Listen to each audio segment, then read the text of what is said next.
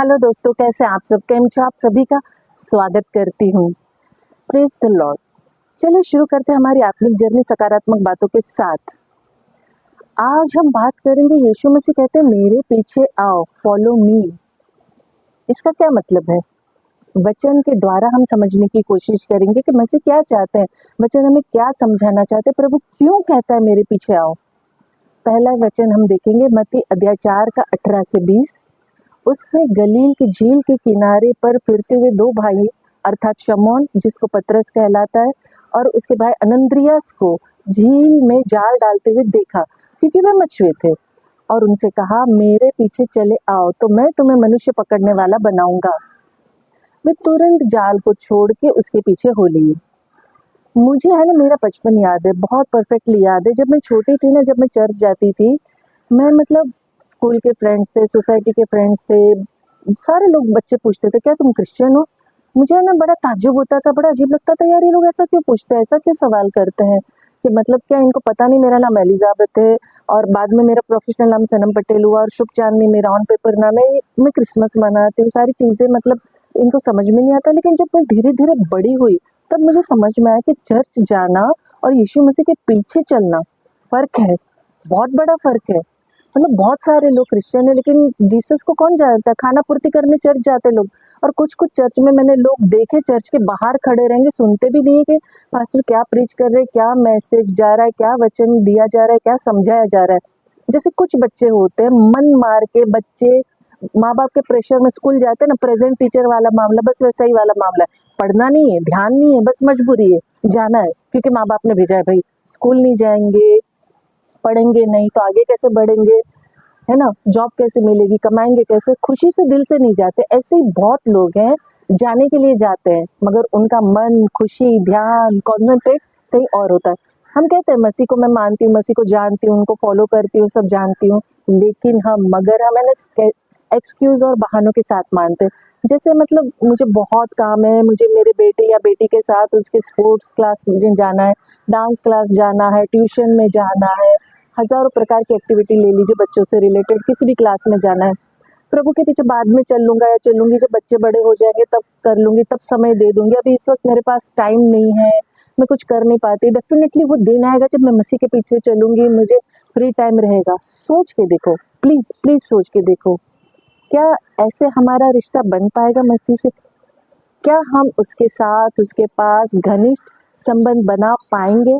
कई बार हम इस संसार के रिश्तों को भी अगर देखें ना, पिता या माता, भाई बहन, दोस्त जो भी है, पैसा कमाने में इतने ज़्यादा मशगूल हो जाते, इन्वॉल्व हो जाते कि उन्हें पता ही नहीं चलता कि उनके बच्चे कब बड़े हो जाते हैं और कैसे बड़े हुए और किसकी संगति का रंग उन्होंने पकड़ा है, उनका नेचर कैसा बदलाव आ गया है, उनका सारा खूबसूरत जो बचपन है ना मिस कर देते हैं।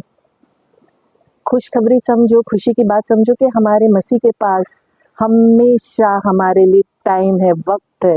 कोई मायने नहीं रखता हम कितना वक्त लगाते हैं।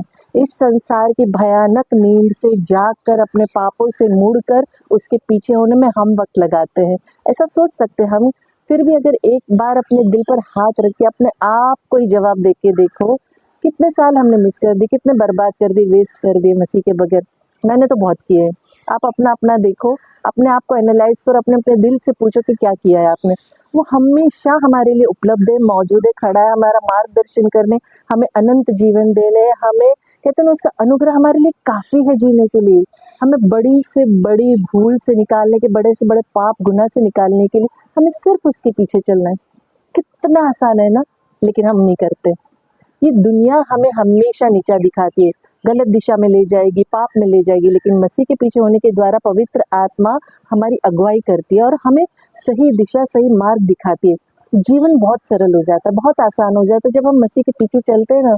तकलीफें आती है लेकिन सब निकल जाता है, बहाने बनाए बगैर सब बड़ी और कहते हैं बुरी बातों को छोड़ के मसीह के अनुग्रह में हम जब आगे बढ़ते हैं। जैसे पतरस और अनंद्रियास का जो मतलब अगर हम एग्जाम्पल लेते हैं, उनको समझो कि कैसे उनका जो व्यवसाय था, उनका काम था मछली पकड़ना, और मेरे पीछे आओ का सही अर्थ, सही मतलब वो जानते थे।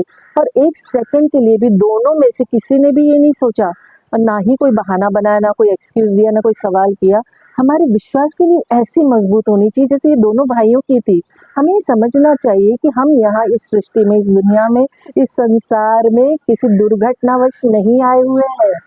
ये हमारा जो है ना भाग्य नसीब, जो लोग कहते हैं इसलिए हम यहाँ आए हैं, नहीं। हम अपनी मर्जी से संसार की अभिलाषाओं में उलझ कर फंस जाते हैं। अपनी पसंद से हमें जो नाश की ओर ले जाता है ना, उसमें हम घुस जाते हैं। इसलिए हम आए नहीं है कि इसमें नाश पाए। हम हमारे सृष्टिकर्ता यीशु मसीह के लिए, उसके उद्देश्य से, उसके पर्पस, उसकी योजना के लिए आए हैं।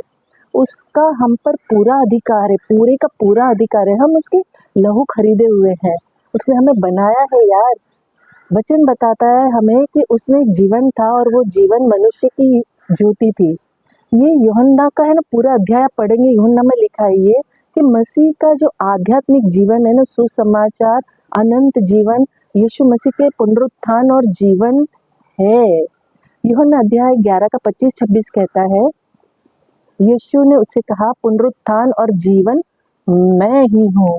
जो कोई मुझ पर विश्वास करता है और यदि वो मर भी जाए तो भी वो जिएगा, और जो कोई जीता है और मुझ पर विश्वास करता है वो अनंत काल तक ना मरेगा। क्या तू इन बातों पर विश्वास करती है? ये मार्था से कहा था यीशु मसीह ने जब वो लाजरस का बात हुआ था। यीशु मसीह जीवन का सोता है, ये जानना हमारे लिए बहुत बहुत जरूरी है। इस संसार की अभिलाषाओं में उलझ के फंस के हम भूल जाते हैं बीमारी, गरीबी, तानाशाही, दुष्टता, किसी भी कतन द्वेष, किसी देश पर शासन करना, बोलो हमारा जो सोचना है, हमारी जो दृष्टिकोण है, हमारा नजरिया जो है, ये दुश्मन है नहीं।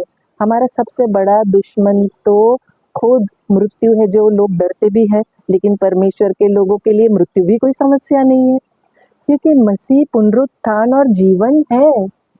उसने एक नया कहते न नई महिमामय शरीर में जीवन लेके मृत्यु पर विजय प्राप्त की है, और उसी शक्ति के द्वारा जो उसके पीछे चलेंगे उन मृतकों को जीवित करेगा। और यीशु के अनुयायियों को मृत्यु से डरने की बिल्कुल भी जरूरत नहीं है, एक रत्ती भर डरने की जरूरत नहीं। इब्रानी अध्याय 2 का वचन 14-15 कहता है, इसीलिए जबकि लड़के मांस और लहू के भागी है, तो वो आप ही उनके समान उनका सहभागी हो गया, ताकि मृत्यु के द्वारा उसे, जिसे मृत्यु पर शक्ति मिली थी, अर्थात शैतान को निकम्मा कर दे, और जितनी मृत्यु के भय के मारे जीवन भर दासत्व में फंसे थे उन्हें छुड़ा ले। आमीन, हालेलुया।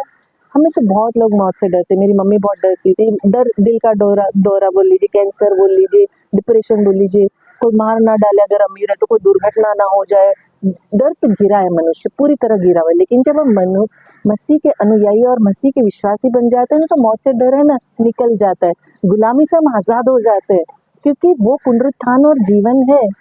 मसीह ही जीवन है, ये याद रखना है हमें। मसीह हमारा सत्य है, मसीह के सिवा हमारे जीवन में कुछ भी सत्य नहीं, इस संसार में कोई सत्य नहीं है।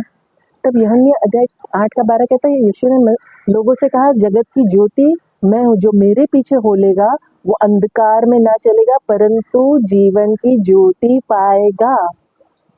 परमेश्वर के खिलाफ हमारे कहते हैं ना, अपने दिलों को, अपने आप को हमने धोखा दिया हुआ है। वचन कहता है ना एक जगह के दिल तो सबसे, मन तो अधिक धोखा देने वाला है। हमें जीवन और अनंत काल और परमेश्वर की महिमा के बारे में सच्चे कहते हैं ना, सच्ची बातों से अंधा कर दिया गया है। इस संसार में सत्य के आगे पर्दा डाल दिया गया है। लेकिन जो लोग यीशु के पीछे उलझेंगे उनकी अंधी आंखें खुल जाती है, वो खोल देगा, जिससे वो परमेश्वर को देख पाएंगे। क्योंकि मसीह रोशनी है, ज्योति है, उजाला है, सच्चाई, जीवन, आशा को पाने के लिए, जानने के लिए कि हम कहाँ थे और हम कहाँ आ गए हैं।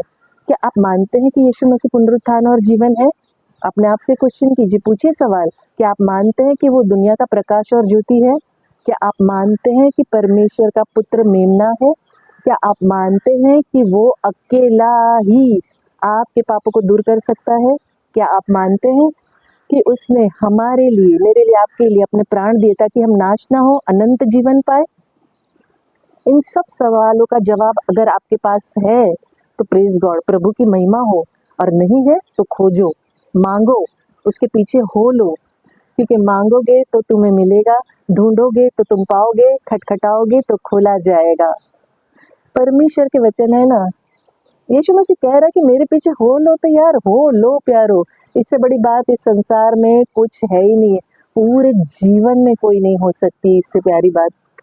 मैं सच कह रही हूँ कि इससे बड़ी बात वाकई में कुछ नहीं है। जिंदगी में जो परमेश्वर की महिमा होती है ना, और जब हम परमेश्वर के साथ चलते हैं तो इस संसार के संकट, दुख, परेशानी, तकलीफ जो आएंगे ही, ये नहीं है कि मसीह को मानने के बाद नहीं आएंगे, उल्टा ज्यादा आएंगे, लेकिन एक जो गजब की शांति होती है ना, और उससे लड़ने की जो ताकत होती है, और जो परमेश्वर हमारी ओर से लड़ता है तो फिर तो भाई क्या ही बात है। तो परमेश्वर के पीछे चलना, परमेश्वर के साथ हो लेने में हम मनुष्य जो बहुत फायदा ढूंढने वाले हैं ना, हमारा जो एक लोभी नेचर है, बहुत बड़ा फायदा है कि यीशु मसीह के साथ चलने में संसार का कलेश जो है ना, हम झेल पाते हैं। हम दुख, तकलीफ, परेशानी, ये सारे संसार के हर्डल से निकल पाते हैं। हमारा जीवन शांतिमय होता है, हमारा जीवन खुशनुमा होता है, और हम विक्टोरियस लाइफ जीते हैं। और आखिर में, जैसे मैं अंत में कहती हूँ, मैं दिल से चाहती हूँ आप खुश रहें, अपनों को खुश रखें और हमेशा मुस्कुराते रहें। शांति, शालोम और सलाम आपके नाम।